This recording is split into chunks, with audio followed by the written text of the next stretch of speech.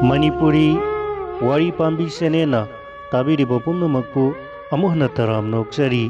Ngasisu Mayamgidamakta Ngayhak Pothananaba Haiduna Anauba Wari Masa Mapuduna Laksari Wari Masa Sigi Maming Arepawa Haidibo Wari Masa Sini Wari Masa Sigi Aibana Thokchom Khoirel Maitei Taminarsi Wari Masa Arepawa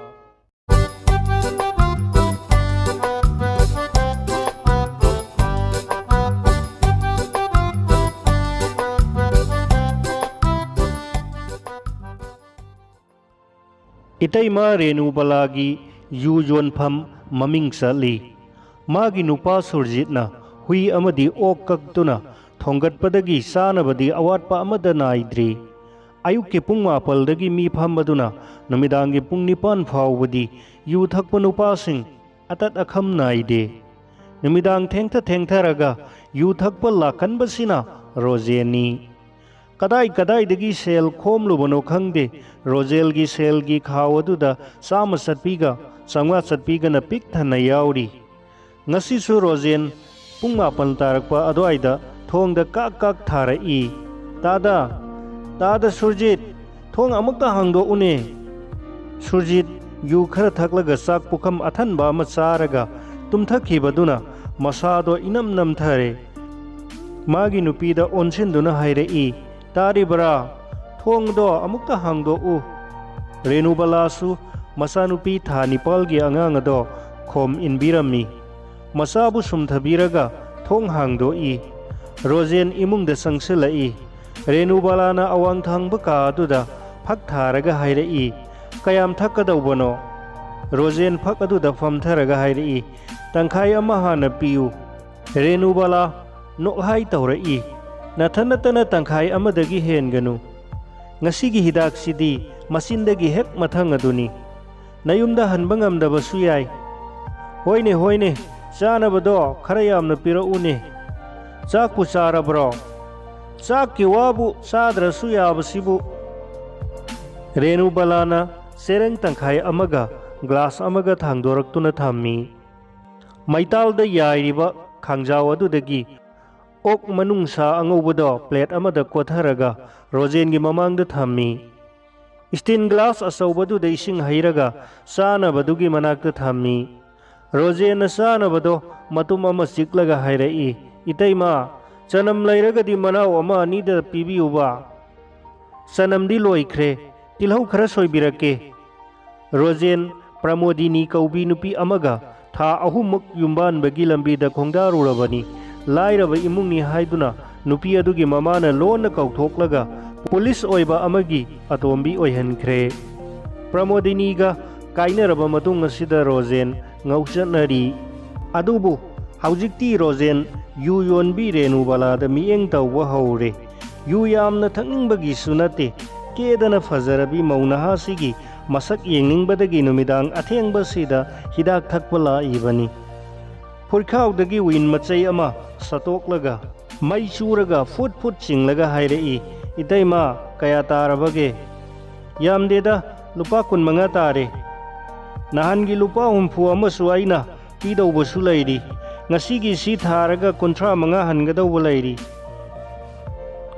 Yumda Sa Kasanaba Kara Yombiro Uglas Amatanga Hirako Renubala Serangkau Amada Oktong Bado Yombire Yu glass athanba ama hairaga thangzilai ahangba plate aduda chanabado khabai ama haitharai Rosen hidak to singlaga lupa samnga satpi ama satoklaga sei taima paisin biu nanaw waliba makhai pini yarene Rosen ngasigi di lupa ama fawbo lauraroi nanaw di taimana hidak yoliba makhai thakhini sene paisin biu Renubala laudaba yadaduna selado lausinkhre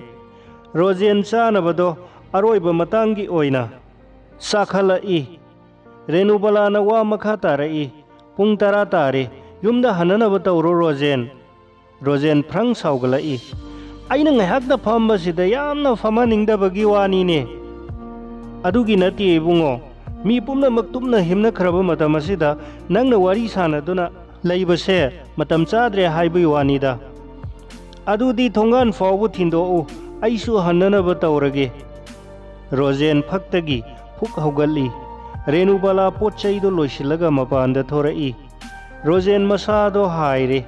ꯃꯈꯣꯡ ꯑꯗꯣ ꯀꯥꯔꯟ turn ꯊꯥꯡꯉꯤ꯫ ꯔꯦꯅꯨꯕꯂꯥꯒꯤ ꯂꯦꯡꯖꯨꯝꯗ ꯋꯥꯏ ꯁꯤꯜꯂꯤ꯫ ꯔꯦꯅꯨꯕꯂꯥꯅ ꯍꯥꯏꯔꯛꯏ, ꯅꯪꯕꯨ ꯌꯨꯝ ꯐꯥꯎꯕ ꯆꯠꯄ ꯉꯝꯒꯗꯧꯔꯤꯕꯔꯣ? ꯔꯣꯖꯦꯟ ꯐꯥꯛ ꯐꯥꯛ ꯅꯣꯛꯏ, ꯃꯁꯤꯗꯤ ꯉꯥꯎꯕꯕꯨ ꯈꯔ ꯋꯥꯠꯂꯤꯕꯅꯤ, ꯑꯩ ꯌꯨ ꯊꯛꯇ꯭ꯔꯕꯁꯨ ꯌꯥꯏ, ꯏꯇꯩꯃꯒꯤ ꯅꯁꯛ ꯌꯦꯡꯅꯤꯡꯕꯗꯒꯤ ꯑꯊꯦꯡꯕꯁꯤꯗ ꯍꯤꯗꯥꯛ ꯊꯛꯄ ꯂꯥꯛꯏꯕꯅꯤ꯫ ꯔꯦꯅꯨꯕꯂꯥ ꯊꯤꯛ ꯊꯤꯛ ꯅꯣꯛꯏ, ꯀꯔꯤ ꯋꯥꯅꯣꯗ ꯔꯣꯖꯦꯟ, ꯏꯆꯥ ꯏꯋꯥ ꯂꯩꯔꯕꯤ ꯑꯩꯉꯣꯟꯗꯕꯨ ꯏꯇꯩꯃꯅ ꯌꯨ ꯌꯣꯟꯗꯨꯅ ꯂꯩꯕꯁꯦ ꯅꯅꯥꯎꯗꯤ ꯌꯥꯝꯅ ꯅꯨꯡꯉꯥꯏꯖꯗꯦ, ꯅꯅꯥꯎꯒꯤ ꯌꯨꯝꯗ ꯅꯨꯡꯉꯥꯏꯅ ꯂꯩꯕꯤꯌꯨꯅꯦ, ꯅꯅꯤꯡ ꯊꯨꯡꯅꯕ ꯄꯤꯖꯒꯦ꯫ ꯔꯣꯖꯦꯟ, ꯅꯪ ꯆꯠꯅꯕ ꯇꯧꯔꯣꯅꯦ, ꯌꯨ ꯈꯔ ꯊꯛꯂꯒ ꯋꯥ ꯀꯥꯔꯟ ꯌꯥꯝꯅ ꯉꯥꯡꯒꯗꯧꯔꯤ, ꯑꯗꯨꯃꯥꯏꯅ ꯍꯥꯏꯒꯗꯧꯕ ꯑꯣꯏꯔꯕꯗꯤꯅꯦ ꯍꯌꯦꯡꯈꯩ ꯅꯨꯃꯤꯗꯥꯡꯗ ꯍꯤꯗꯥꯛ ꯊꯛꯄ ꯂꯥꯛꯀꯅꯨ, ꯑꯩꯒꯤ ꯇꯨꯝꯕ ꯃꯇꯝ ꯌꯥꯝꯅ ꯀꯥꯏꯍꯜꯂꯤ꯫ ꯆꯔꯨꯅ ꯀꯨꯞꯄ ꯌꯨꯝꯃꯟ ꯐꯛꯂꯥꯡꯁꯨ ꯃꯅꯝ ꯑꯄꯣꯟꯕꯁꯤꯗ ꯀꯌꯥꯝ ꯅꯨꯡꯉꯥꯏꯗꯣꯏꯅꯣ, ꯑꯩꯒꯤ ꯍꯥꯟꯅꯗꯤ ꯏꯅ ꯀꯨꯞꯂꯝꯕꯗꯣ ꯍꯧꯖꯤꯛꯇꯤ ꯇꯤꯟꯅ ꯀꯨꯞꯈ꯭ꯔꯕꯅꯤ, ꯏꯃꯥ ꯂꯩꯈꯤꯗ꯭ꯔꯕ ꯃꯇꯨꯡ ꯑꯁꯤꯗ ꯑꯩ ꯏꯊꯟꯇ ꯀꯌꯥꯝ ꯋꯥꯅ ꯂꯦꯜꯂꯤꯕꯅꯣ, ꯅꯍꯥꯛꯅ ꯋꯥꯔꯒ ꯑꯩꯕꯨ ꯀꯔꯤ ꯇꯧ ꯍꯥꯏꯕꯅꯣ?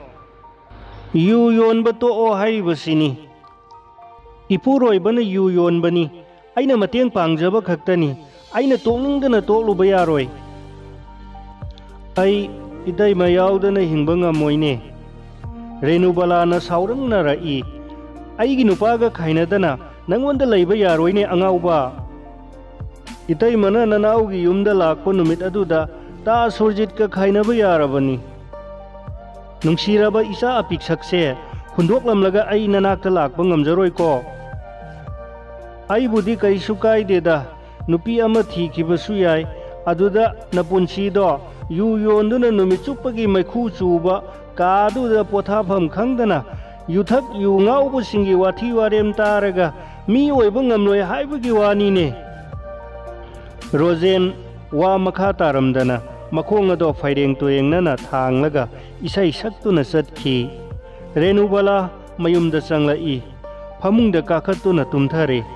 ꯔꯣꯖꯦꯟꯒꯤ ꯑꯀꯣꯟꯕꯒꯤ ꯋꯥꯍꯩ ꯑꯗꯨꯅ ꯃꯤꯠ ꯎꯏꯁꯤꯟꯕ ꯍꯦꯛ ꯉꯝꯗꯦ꯫